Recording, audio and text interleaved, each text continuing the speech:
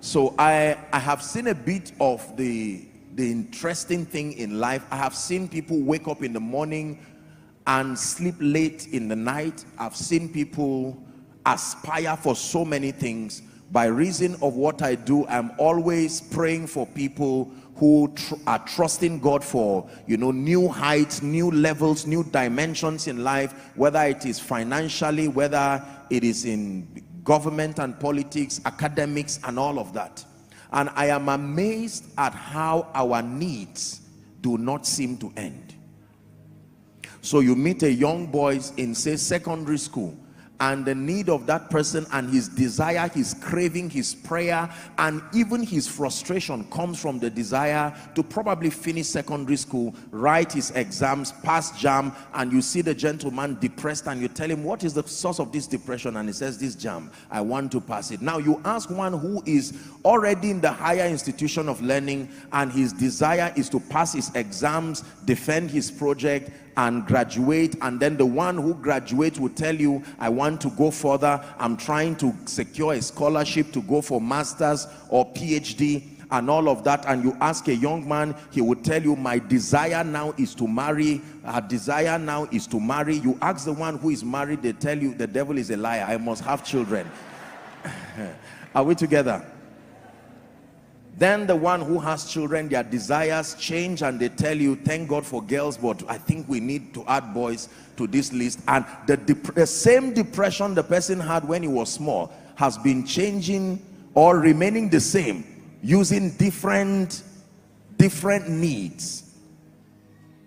And then you ask the one who is staying with his parents and his desire and frustration is, I'm no longer a child, I need to get out of this house. Then he gets out and smuggles himself to a small room, and after a while his desire is to have a bigger house. Then he gets tired of being a tenant and he will tell you, my new desire, the source of this, my frustration and wrinkling my face, is that I want to start building.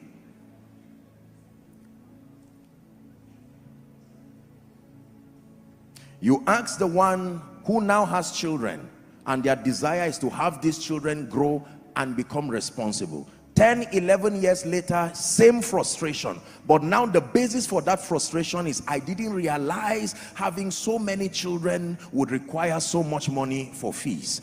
That becomes another journey. Later you ask them and they say, I can't imagine that I suffered and went through this only to give birth to a foolish child. This child is 18 years old and I almost regret giving birth to this child. And remember, the same person, look at all the various transitions, same frustration. Then you ask the one who gets a job and is happy, gives testimony 6 months later, he's saying, I don't understand this. What kind of failure is this? I didn't offend anybody. This is an office, I rejoice, it came by prophecy. I need promotion. Same frustration. Pay attention.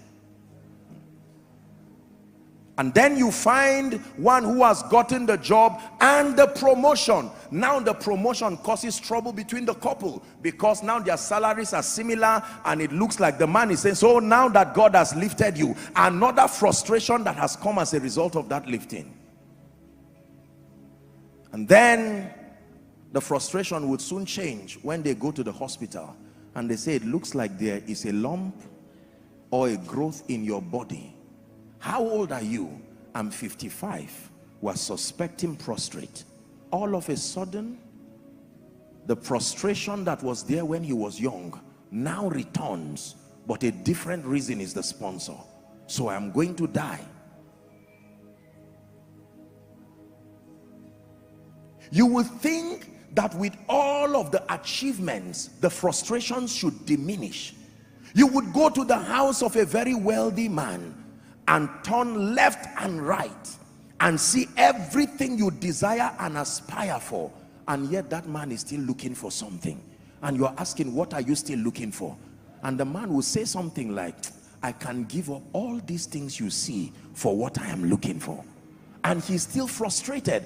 Remember when he made his first million. Remember when he made his first billion. He thought it would give him that peace and satisfaction.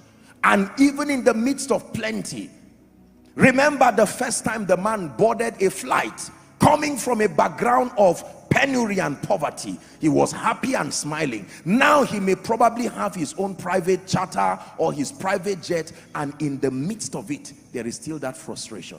How about those who hang and write letters with billions piled in their accounts and shoot themselves or hang themselves? As painful as death is, that a state can come in a man's life where it seems better to die than to live.